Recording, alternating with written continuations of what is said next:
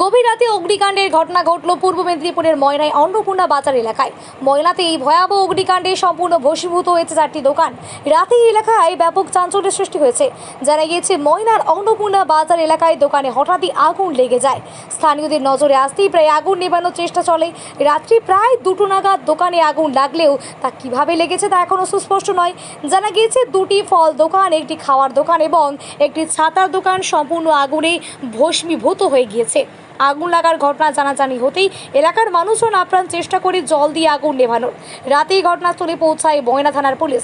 দেরিতে হলেও দমকলের একটি ইঞ্জিন ঘটনাস্থলে পৌঁছায়, কিন্তু রাত্রিতে কীভাবে এই আগুন লাগলো তা এখনও সঠিকভাবে জানা যায়নি। এই অগ্নিকাণ্ডের ঘটনায় কয়েক লক্ষ টাকার ক্ষয়ক্ষতি হয়েছে বলে জানা গিয়েছে। আমরা যখন খবরটা পেয়েছি তখন প্রায় 2:30 নাগাদ। হ্যাঁ, তা খবর পেয়ে আমরা বাড়িতে কাছাকাছি নয়, আমরা দূর থেকে আসছি সাইকেল করে। তা সেই অবস্থায় এসে দেখি না হা করে জ্বলছে।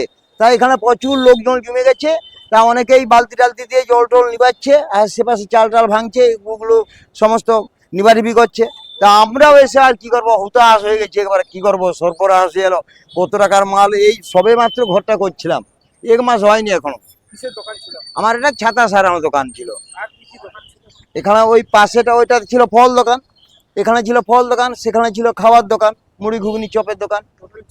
4টে দোকান একবারে তো শেষ।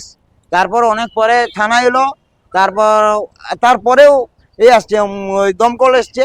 তাই এসে ওই তখন তো মোটামুটি আগুন তারাও আয়ত্ত আনছে।